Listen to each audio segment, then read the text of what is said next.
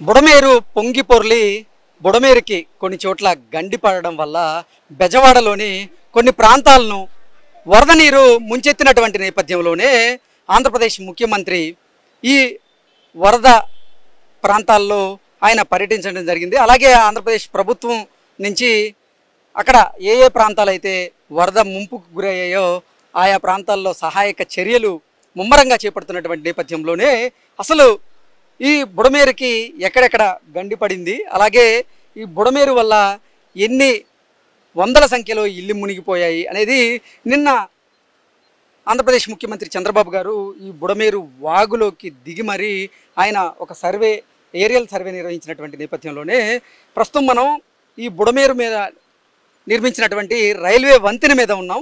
ఈ రైల్వే వంతెన మీదే నిన్న ఆంధ్రప్రదేశ్ ముఖ్యమంత్రి చంద్రబాబు గారికి అయితే త్రుటిలో ప్రమాదం తప్పింది. ఆయన ఇక్కడ సర్వే చేస్తూ అసలు ఈ వరద ఉధృతి ఎలా ఉంది, ఈ వరద వల్ల ఎంతమంది ఇబ్బంది ఎదుర్కొంటూ ఉన్నారు అనేది ఒక అంచనా వేసేందుకు ఆయన నిన్న ఈ వరద ప్రాంతాల్లో పర్యటించినటువంటి నేపథ్యంలోనే ఇప్పుడు మనం ఉన్నటువంటి ఈ రైల్వే వంతెన ఏదైతే ఉందో ఈ రైల్వే వంతెన మీదే అతను ఈ వరద ఉధృతిని చూస్తున్నటువంటి నేపథ్యంలోనే అనుకోకుండా రైలు రావడం, ప్రమాదం నుంచి అయితే చంద్రబాబు గారు బయటపడడం జరిగింది. ఇది మనం ఇక్కడ చూసుకున్నట్లయితే క్లుప్తంగా ఇది మనం బుడమేరు వాగు, ఇది బుడమేరు వాగు ఎంత ఉధృతిగా ఇప్పుడు వరద నీరు ప్రవహిస్తుంది అనేది మనం చూడవచ్చు.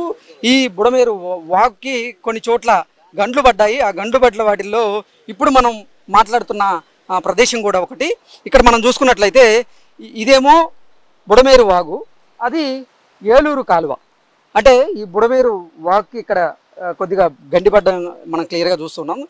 దీని నుంచి వాటర్ ఏలూరు కాలువలో కూడా వెళ్ళి ఆ చుట్టుపక్కల ఉన్నటువంటి కొన్ని ప్రాంతాలు కూడా ఈ వరద నీటి ముంపుకి గురైనట్లుగా నిన్న కొంతమంది విశ్లేషించారు. అందులో భాగంగానే ఆంధ్రప్రదేశ్ ముఖ్యమంత్రి వర్యులు నారా చంద్రబాబు గారు కూడా ఈ ప్రాంతాలను ఆయన పర్యటించేందుకు ఇక్కడికి వచ్చి ఇక్కడ జరుగుతున్నటువంటి నష్టాన్ని అంచనా వేసే దాంట్లో క్రమంలోనే భాగంగానే నిన్న ఇక్కడ ఒక రైలు రావడం, త్రుటిలో ప్రమాదం నుంచి బయటపడడం మనం అన్నం చూసాము.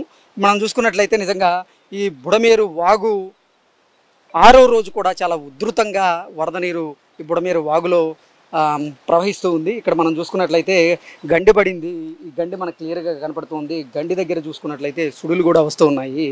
అక్కడ ఎంత ప్రవాహంతో ఈ వరద నీరు వెళ్తుందనేది కూడా మనం కళ్ళకు కట్టినట్టుగా చూడొచ్చు. అసలు మనకి అలాగే ఈ బుడమేరును ఆనుకొని ఎన్నో ఇళ్ల నిర్మాణాలు జరిగి ఉన్నాయి. ఆ ఇళ్ల నిర్మాణాలు జరిగిన ప్రదేశంలో కూడా ఈ వరద నీరు చేరడంతో అక్కడ నివసిస్తున్నటువంటి బాధితులు ఎవరైతే ఉన్నారో వాళ్ళందరూ కూడా ఈ ప్రాంతాలన్నింటినీ కూడా వాళ్ళు వదిలేసి వాళ్ళ బంధువులకి, అలాగే ఆంధ్రప్రదేశ్ ప్రభుత్వం ఏర్పాటు చేసినటువంటి కొన్ని భవనాల్లోకి వారు వెళ్ళి అక్కడే తలదాచుకుంటున్నటువంటి పరిస్థితి అయితే ఉంది. ఇప్పటికీ అంటే మొదటి రోజుతో పోల్చుకుంటే వరద ఉధృతి తగ్గుతూ వస్తుంది. ఈరోజు 6వ రోజు కావడంతో వరద ఉధృతి కొంచెం తగ్గిందనే చెప్పవచ్చు. బుడమేరు చుట్టుపక్కల కొంతమంది అక్రమంగా నిర్మించారు. వాళ్ళలో ఎక్కువగా వైఎస్ఆర్సీపీ నాయకులకు చెందినటువంటి అక్రమ నిర్మాణాలే ఉన్నాయి.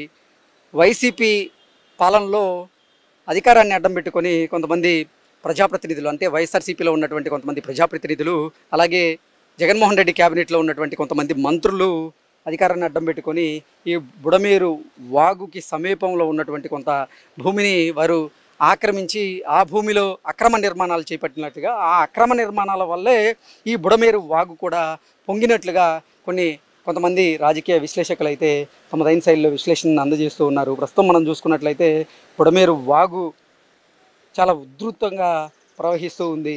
ఇప్పటికే అజిత్ సింగ్ నగర్, రాజరాజేశ్వరిపేట, అలాగే కండ్రిగా, ఇలా చాలా ప్రాంతాలు దాదాపుగా ఈ బుడమేరు వాగుకి సమీపంలో ఉండేటువంటి చాలా ప్రాంతాలు కూడా వరద నీటిలో మునిగిపోయాయి. మనం చూస్తున్న విజువల్స్లో మనం క్లియర్గా చూడొచ్చు. అక్కడ పెద్ద అపార్ట్మెంట్ కనపడుతుంది. ఆ అపార్ట్మెంట్లో కూడా వాటర్ వెళ్ళినటువంటి దృశ్యాలను మనం చూస్తూ ఉన్నాము. అలాగే ఇక్కడ ఇళ్ల నిర్మాణాలు కూడా చేపట్టి ఉన్నారు. ఆ ఇంటి నిర్మాణాల్లో కూడా ఈ వరద నీరు ప్రవహిస్తున్నటువంటి విజువల్స్ని మనం క్లియర్గా చూడవచ్చు. నిన్న ఇక్కడికి చంద్రబాబు గారు వచ్చారు. ఇక్కడ ఈ ఏరియాల్లో అన్నింటిలో కూడా పర్యటించి ఇక్కడ పరిస్థితులు ఎలా ఉన్నాయి, ఇక్కడ వరద బాధితులకి ఆహారం అందుతుందా లేదా అనేది కూడా ఆయన మొత్తం చూసి వెళ్ళారు. చూసే క్రమంలోనే ఆయనకైతే ప్రమాదం తప్పింది. ప్రస్తుతానికి మనం చూసుకున్నట్లయితే రోజుటి మీద ఈరోజు వరద ఉధృతి అయితే కొంతమేరకు తగ్గుముఖం పట్టిందని మనం చెప్పవచ్చు. రోజుకు కూడా ఈ వరద ఉధృతి అయితే తగ్గుతూ వస్తుంది. అంటే 2-3 రోజుల కల్లా ఈ వరద ఉధృతి పూర్తిగా తగ్గే అవకాశం ఉన్నట్లుగా, అంటే అది కూడా కొన్ని ప్రాంతాల్లో మాత్రమే ఈ వరద ఉధృతి తగ్గే అవకాశం ఉన్నట్లుగా కూడా ఇప్పుడు కొంతమంది అధికారులు అయితే అంచనా వేస్తూ ఉన్నారు. ఏ ప్రాంతాల్లో వరద ఉధృతి తగ్గిందో, ఈ వరద నీరు బయటకు వచ్చేసాయో ఇళ్లలో నుంచి, ఆయా ప్రాంతాల్లో ఆంధ్రప్రదేశ్ ప్రభుత్వం అక్కడ ఇప్పుడు వర్షాకాలం కావడంతో ఎటువంటి వ్యాధులు ప్రబలకుండా తగినటువంటి జాగ్రత్తలు తీసుకుంటూ, తగిన చర్యలు తీసుకుంటూ అక్కడ వారికి కావాల్సినటువంటి నిత్యావసరాలను పంపిణీ చేస్తూ, వారికి కావాల్సినటువంటి బియ్యాన్ని, సరుకులను, కూరగాయలను, పాలను, బ్రెడ్ ప్యాకెట్లను వీటన్నింటినీ కూడా సరఫరా చేస్తూ ఉంది. అక్కడ ఎటువంటి వ్యాధులు ప్రబలకుండా అక్కడ బ్లీచింగ్ పౌడర్తో పాటుగా మరికొన్ని పౌడర్స్ను కూడా ఈ నీటిలో వెదజల్లేటువంటి ప్రయత్నం అయితే చేస్తూ ఉంది. మామగారు, ఆహారం, తాగునీరు అన్నీ అందుతున్నాయి స్వామి. దేవుడి దేవాల తింటాకేం లోటు లేదు, కానీ కరెంట్ ఉండలేదు. చంద్రబాబు గారు ఈ ప్రాంతం అంతా కూడా పర్యటించారు. ఇక్కడ సమస్యలన్నీ చాలా బాగా చేస్తున్నాడు. మహాన్ బాబు కోటి దండాలని చెప్పు బాగా చేస్తున్నాడు. పవన్ కళ్యాణ్, చంద్రబాబు అందరూ బాగా చేస్తున్నారు స్వామి. ఇంతకన్నా చేసేవాళ్ళు ఎవరూ లేరు. కానీ నా పరిస్థితి బాగా జ్వరం వచ్చేస్తున్నా. 3 రోజుల నుంచి లేగలేకపోతున్నా. అయినా వెళ్ళే బిళ్ళలకి వెళ్ళి అలాగా. అంటే మీకు ఈ పరిస్థితుల్లో మీకు జ్వరం వచ్చినప్పటికీ కూడా ఇక్కడ వైద్య సదుపాయాలను అందజేసి మీకు అన్ని బాగా చేశారు. ఇచ్చారా? ఇచ్చారు. బాగా చూశారు. బోట్లు ఎక్కమన్నారు. కాళ్ళు 5 కేజీలు బరువు అయిపోతుంది, ఎక్కలేకపోతున్నా. అలాగే నడిచి వచ్చి అన్ని చక్కగా సపాయంగా జరుగుతున్నాయి. భగవంతుడు చల్లగా చూడాలి ఆ కుటుంబాన్ని. ఇంకా 100 వంతులుగా మా లాంటి వాళ్ళు అందరిని చూసినందుకు ఆ స్వామి చల్లగా చూడాలని బాబుకి చెప్పు. శుభ్రంగా అన్ని బాగా సఫాయాలు చేస్తున్నాడు. ఇంతవరకు ఇలా చేసిన వాళ్ళు ఎవరు చూడాల. బాగా సఫాయాలు. చంద్రబాబు గారే బాగా. పవన్ కళ్యాణ్, చంద్రబాబు అందరూ కూడా ఈ పక్కన జనాలకి అందరికి కోడి దండాలు పెట్టినా రుణం తీర్చుకోలేదు. అంత బాగా చేస్తున్నారు స్వామి. ఆ దుర్గమ్మ తల్లి చల్లగా చూసి వరద తగ్గేలాగా చేయమని బాగా చేస్తున్నారు. అలాగే చాలా బాగా చేస్తున్నారు. ఇంతకన్నా ఇంకా చేసేది ఏమిటి. ఆయుష్ డిపార్ట్మెంట్ నుంచి కొంతమంది సిబ్బంది కూడా ఈ వరద ప్రాంతాల్లో పర్యటిస్తూ ఇక్కడ వరద బాధితులు ఎవరైతే ఉన్నారో వారికి సహాయం అందజేసేలాగా వారైతే కొన్ని కార్యక్రమాలు జరిపెట్టారు. ఇప్పుడు మనం చూసినట్లయితే ఏపీ SDRF బృందాల సహాయంతో వారు సింగినగర్ అలాగే ఈ పరిసర ప్రాంతాల్లో కూడా పర్యటన చేస్తూ ఈ వరద బాధితులకు అవసరమైనటువంటి వైద్య సదుపాయాలను కూడా వారు కల్పిస్తూ ఉన్నారు. సార్తో మాట్లాడండి. సార్, ఏంటి పరిస్థితి ఎలా ఉంది లోపల? పరిస్థితి చాలా దారుణంగా ఉందండి. మోకాలు పై వరకు కూడా నీళ్లు వచ్చి మునిగిపోయే పరిస్థితిలో ఉన్నాము. చాలామంది అక్కడ మందుల కోసము, ఆహారం కోసము ఎదురు చూస్తున్నారు.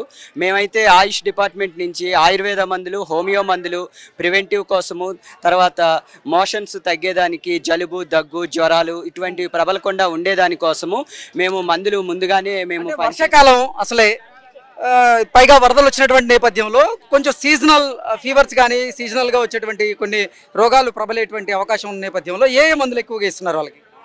ఆయుష్ డిపార్ట్మెంట్ నుంచి ఆయుర్వేదిక్ మెడిసిన్స్, జలుబు, దగ్గు, జ్వరము, తర్వాత మోషన్స్ తగ్గేదానికోసము ఇవి మెయిన్గా మేము అనుకొని కిట్ లాగా ఇస్తున్నాము అందరి కోసం. ఎంతమందికి ఇప్పటి వరకు మీరు వైద్య సదుపాయాలు అందజేశారు? ఇప్పుడు దాదాపు హోమియో మందులు 1000 కుటుంబాల వరకు ఇచ్చాము. ఆయుర్వేదిక్ మెడిసిన్స్ కూడా కిట్టులాగా 700 కుటుంబాల వరకు కూడా ఇచ్చామండి.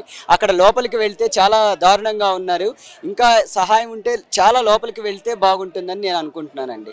మా కమిషనర్ గారు ఆయుష్ డిపార్ట్మెంట్ తరఫున మమ్మల్ని 3 రోజుల నుండి మాకు ఇక్కడ ఈ అన్ని చోట్ల దాదాపు 20 టీమ్స్ మమ్మల్ని డివైడ్ చేసి ప్రతి టీంని ఒక్కొక్క దగ్గర పంపించి వీలైనంత. మీరు ఏ ప్రాంతాల్లో ఇప్పటి వరకు వైద్య సదుపాయాలు అందజేశారు? మేము మొన్న వాంబే కాలనీ, తర్వాత నిన్న రాజరాజేశ్వరిపేట ఈరోజు ఈ సింగనగర్ ఏరియాలో మేము వీలైనంత వరకు వెళ్ళగలిగినంత వరకు వెళ్ళి మేము హెల్ప్ చేసామండి. ఓకే, మీరు చెప్పండి అమ్మా, ఇక్కడ మహిళలు ఎంతో మంది ఇబ్బంది పడుతూ ఉంటారు కదా, వారికి ఎటువంటి మెడిసిన్స్ అందజేశారు మీరు?